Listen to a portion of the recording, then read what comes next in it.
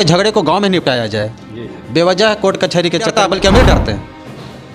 बहुत सारी घटनाएं भरा हुआ है। गाँव में बांटने का जो तरीका है वह सरकार अपने अपने सिस्टम से करती है, अपने अपने समय के अनुसार करती है। मिलनी चाहिए, बेहतर चिकित्सा मिलनी चाहिए और जुल्म के खिलाफ मंजिल तो मिल ही जाएगी, भटकते ही सही। गुमराह तो वे हैं जो घर से निकले ही नहीं। विपरीत परिस्थिति में भी कभी मत हार मानो। नमस्कार, मैं पुरुषोत्तम कुमार। आज हम उपस्थित हैं प्रखंड का मुख्यालय में और हमारे संग मौजूद हैं हिंदुस्तान अखबार के जाने माने नहीं बहुत ही चर्चित पत्रकार गो प्रखंड के हैं श्री दिलीप विश्वकर्मा जी। तो यहाँ पर अभी चल रही थी महापरिवर्तन रैली का जो है यहाँ पर बैठक किया गया था। तो यही महापरिवर्तन रैली के बारे में जानेंगे कि आखिर इसका मुख्य उद्देश्य क्या है। और यहाँ पर जो है सरकार के पूर्व डीजीपी श्री विनय कुमार सिंह जी, तो यहाँ पर हमारे संग मौजूद है दिलीप विश्वकर्मा जी। इनसे बातचीत करेंगे कि आखिर महापरिवर्तन आंदोलन का क्या उद्देश्य है। सबसे पहले आपका स्वागत है सर। धन्यवाद सर। आज यह जो है गोह प्रखंड के मुख्यालय में जो है बैठक की गई महापरिवर्तन रैली का, तो इसका सर मुख्य उद्देश्य क्या है? देखिए, महापरिवर्तन रैली नहीं बल्कि आंदोलन है, ठीक है। और यह सामाजिक परिवर्तन की बात करता है। जब तक समाज में परिवर्तन नहीं होगा तो हम राजनीति परिवर्तन करके हम कुछ नहीं कर सकते। गांव के जब उत्थान की बात करेंगे, देश के उत्थान की बात करेंगे तो समाज को पहले उत्थान करना पड़ेगा। और इसके लिए आपको शिक्षा बेहतर होना चाहिए, चिकित्सा बेहतर होना चाहिए, स्वरोजगार लोगों को मिलना चाहिए, रोजगार गांव-गांव में रोजगार हो और गांव के झगड़े को गांव में निपटाया जाए। बेवजह कोर्ट कचहरी के चक्कर में, थाना पुलिस के चक्कर में जो आम आदमी परेशान हो जाता है, न्याय भी नहीं मिलता है उसको। आप जानते होंगे बढ़िया से कि एक भाई भाई की लड़ाई के लिए 25 साल, 30 साल, 40 साल तक केस चलते हैं, तो क्या उसको न्याय मिलता है? किसी भी महिलाओं के साथ अगर गलत होता है उसको न्याय के लिए 50 साल लग जाते हैं, तो क्या उसके साथ न्याय मिलता है? तो ऐसी स्थिति में इस आंदोलन का मुख्य उद्देश्य है कि गांव के झगड़ों को गांव में निपटाया जाए, बेहतर शिक्षा मिलनी चाहिए, बेहतर चिकित्सा मिलनी चाहिए और जुल्म के खिलाफ आवाज़ उठानी चाहिए। सबसे बड़ा जो पॉइंट है वह यह है कि जुल्म के खिलाफ आप आवाज़ बुलंद करें। जब तक आप आवाज़ बुलंद नहीं करेंगे तो फिर कौन बुलंद करेगा, कौन आपको साथ देगा?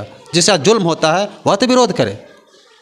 परंतु आज इसको विरोध करने के लिए किसी के पास शक्ति तो नहीं ना है। गरीब परिवार के जो बिलोंग करते हैं वे लोग डरते हैं प्रशासनिक डिपार्टमेंट से। आखिर पूर्णता कैसे सुधार होगा? ऐसी बात नहीं है कि गरीब लोग डरते हैं। गरीब ऑफिशियली डरते हैं। मैं बताता हूँ, गरीब नहीं डरता बल्कि अमीर डरते हैं। बहुत सारी घटनाएं भरा हुआ है, क्योंकि गरीब तो जानता है कि मेरा कोई नहीं है। सही बात है। मेरा जो भी करना धरना है वह खुदा करता है, भगवान करता है। चलो मेरी किस्मत में यही लिखी हुई थी। लेकिन जो सक्षम है, जो जुल्म के खिलाफ आवाज़ उठा सकता है, लेकिन वो नहीं उठाता। वह हर तरह से सक्षम है, उसके पास पावर है। आप जानते होंगे कि कई IAS IPS जुल्म का शिकार हुए, कई नेता जुल्म का शिकार हुए, कई व्यवसायी जुल्म का शिकार हुए, बड़े बड़े उद्योगपति जुल्म का शिकार हो रहे हैं, बड़े बड़े फिल्मकार निर्देशक जुल्म का शिकार हो रहे हैं, आवाज़ नहीं उठाते। तो यहाँ पर समस्या है, उनको जागना होगा। गरीब तो जागा हुआ है। तो इसलिए महापरिवर्तन आंदोलन का बारे मुख्य रूप से यही इसका उद्देश्य है कि अगर जुल्म हो रहा है, भ्रष्टाचार हो रहा है, तो आप तो आवाज़ उठाओ। लेकिन आप आवाज़ उठाते नहीं हो। ब्लॉक में जाते हो, चाहते हो कि काम मेरा होना भी चाहिए, लेकिन उसके लिए आप बैकडोर से आप रास्ता अख्तियार करते हो। क्या हाल होगा? जब आप पैसे देते हो तो पीछे वाले जो निरीह है उसका क्या हाल होगा? अगर हम वहाँ पर विरोध करें, हम नाजायज पैसे नहीं देंगे, हमारा जो सही काम है वो सही काम करवाएंगे, तो फिर क्यों नहीं गरीबों का हिम्मत बढ़ेगा? इसलिए मुझे कहना है कि गरीब हरदम वह जुल्म के खिलाफ होता है। भले उसकी आवाज़ नहीं निकलती है, लेकिन उसके अंदर हौसला रहता है, वह जुल्म का वह विरोध करता है। और जो लोग संपन्न हैं, जो लोग चाहते हैं कि हमारे पास सब कुछ है, लेकिन उनके अंदर ज़मीर नहीं होता। गरीब के पास ज़मीर होता है, लेकिन उन लोगों के पास ज़मीर नहीं होता, जिसका नतीजा है कि आज समाज में इस तरह से विसंगतियाँ। इसी को ध्यान में रख करके महापरिवर्तन आंदोलन को तेलंगाना के पूर्व DGP विनय कुमार सिंह जी लेके चल रहे हैं। पूरे बिहार का उनका दौरा है। उसी क्रम में आज उन्होंने गोह का दौरा रखा था, जिसे प्रखंड समिति, पंचायत समिति के कुछ ही सदस्यों से बात हो पाई, क्योंकि मौसम विपरीत था और धन कटनी की समस्या थी, तो उपस्थिति कम रही, लेकिन बहुत बढ़िया रहा। और कुछ जो है कि शिक्षा के क्षेत्र में बेहतर जो शिक्षक लोग काम किए थे, उनको भी सम्मान देने का काम किया गया। तो सर, अति पिछड़ा समाज के लिए आप लोग क्या करेंगे महापरिवर्तन आंदोलन के जरिए? देखिए, हमारा न अति पिछड़ा मतलब है, नहीं ऐसी मतलब है, नहीं समान मतलब है। इंसान सब बराबर है। तुम्हारे जहन में अगर है कि मैं SC हूँ, तुम्हारे जहन में कि मैं पिछड़ा हूँ, तो यह कोई नहीं मिटा सकता। वो एक सरकार का कैटेगरिया है, वह जो ऐसे कि अपना जो भी कर सकता है, लेकिन आप अपने अंदर हौसला रखें कि मैं भी सामान्य हूँ, मेरा भी जीने का हक है, मेरा भी शिक्षा प्राप्त करने का हक है, मेरा भी रोजगार पाने का हक है, तो कहीं कोई दिक्कत नहीं है। महापरिवर्तन आंदोलन यह सीख देता है। तो आखिर आपने बोला कि सभी एक समान है, तो आखिर यह वर्गों में बांटा कौन? देखिए, वर्गों में बांटने का जो तरीका है वह सरकार अपने अपने सिस्टम से करती है, अपने अपने समय के अनुसार करती है, क्योंकि उसको जो राजनीतिक जो सत्ताधारी दल हैं उनका दो स्तर होता है। एक होता है कि जो गरीब तबका है, चलो उसको थोड़ा सा उठाने की कोशिश करते हैं, तो चलो कुछ उठता है, कहीं कोई दिक्कत नहीं है, लोग आगे बढ़ते हैं। लेकिन इसको अस्थायी रूप से जो रख लेते हैं, क्योंकि आप देखते होंगे अति पिछड़ा में भी लोग बहुत कुछ बन गए, लेकिन उसी में से एक बहुत बड़ा तबका है कि बहुत पीछे। तो वो सरकार की प्रक्रिया है। आप अपने अंदर जब तक ये रखेंगे कि मैं अति पिछड़ा समाज से आता हूँ, मैं ऐसी समाज से आता हूँ, मैं दबा कुचला वर्ग से आता हूँ, तो समाज में परिवर्तन नहीं होगा। यह दिमाग से हटाना पड़ेगा। वो सरकार की व्यवस्था है, कभी अति पिछड़ा, कभी एससी, कभी ओबीसी, कभी ये सब करता रहेगा।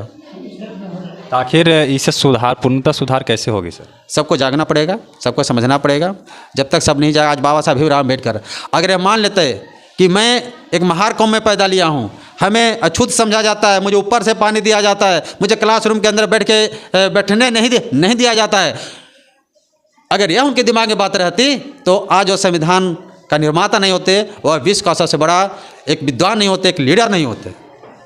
इसलिए जो लोग कर रहे हैं करने दें, कहीं कोई दिक्कत नहीं, लेकिन अपने अंदर यह भावना पैदा नहीं करने दें। और अम्बेडकर ने भी यही कहा कि विपरीत परिस्थिति में भी कभी मत हार मानो और समाज के लिए तुम जीना मरना सीखो। एक ऐसा वक्त आएगा कि तेरा परिवार भी साथ छोड़ देगा, लेकिन तुम्हें आगे चलते रहना। कभी ऐसा भी वक्त आएगा कि जिसके लिए तुम काम करोगे वह भी तेरा साथ छोड़ेगा, तेरा विरोध में खड़ा हो जाएगा। और आपको पता होना चाहिए कि अम्बेडकर साहब जब चुनाव में लड़े थे तो जो रोड पर जो मूची का काम करते थे, जो जूता सिलने का काम करते थे, उनको हराने का काम किया गया था अम्बेडकर साहब को, इतने बड़ा हस्ती को, लेकिन इसके बावजूद भी उनका मोरल डाउन नहीं हुआ था। इसलिए हम लोग पूरे दुगना उत्साह के साथ इस अभियान में लगे हुए हैं और आज नहीं तो कल हम लोग कामयाब होंगे। धन्यवाद।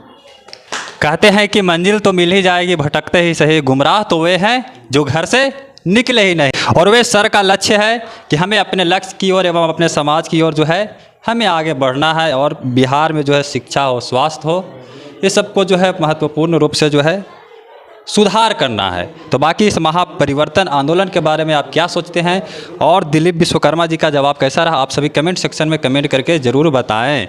जय हिंद। 3 या 4 बार आ चुका हूँ, उसमें से कितने लोग यहाँ आए? पिछली जो 3 सभाएं मैंने की हैं उसमें से कितने लोग यहाँ आए हैं आपकी बात?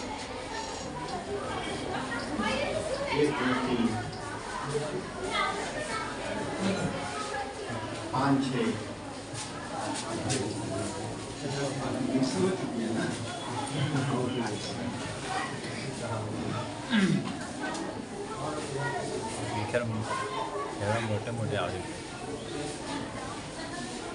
अच्छा, ये जो मिशन है इसमें आप लोगों ने देख लिया होगा, इसमें कितने लोग हमारे साथ काम करने के लिए तैयार हैं?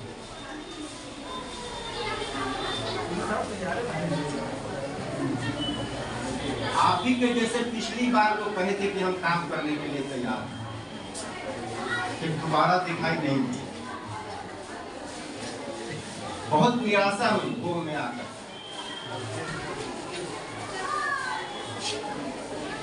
दिलीप जी ने जरूर प्रयास किया होगा। मैं भाषण देने नहीं आता हूँ, वो कोई तीर्थ स्थान नहीं है, वो कोई पर्यटन स्थल नहीं है जहाँ मुझको 3 बार 4 बार 5 बार आना पड़े।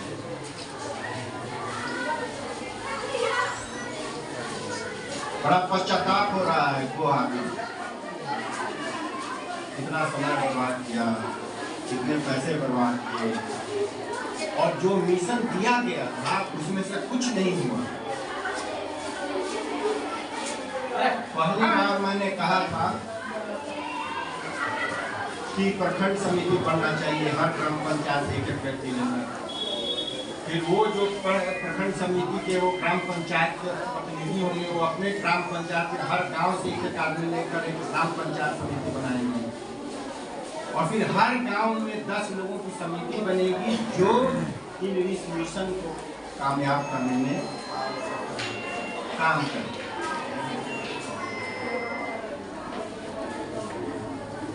उसमें से कुछ नहीं है तो फिर यहाँ आने का मतलब ही नहीं है कुछ।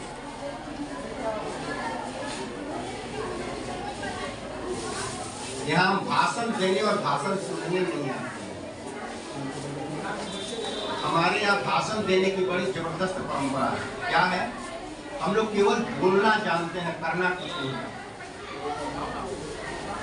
तो फिर बात करने से फायदा क्या? आप लोगों से मैं बात करूंगा, अगली बार फिर आप गायब हो जाएंगे। तो जिन लोगों से मैंने पहली बार बात किया वो दूसरी बार गायब हो गए, दूसरी बार जिससे बात किया वो तीसरी बार गायब हो गए, अगली बार बात करेंगे तो आप गायब हो गए।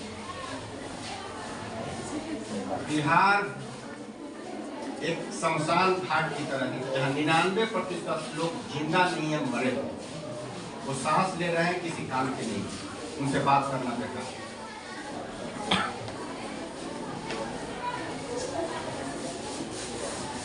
बिहार की स्थिति बहुत खराब है, सब आपको जानते हैं। फिर भी किसी को शर्म नहीं आती, फिर भी उसके रोंगटे खड़े नहीं होते, तो क्या बात करना है?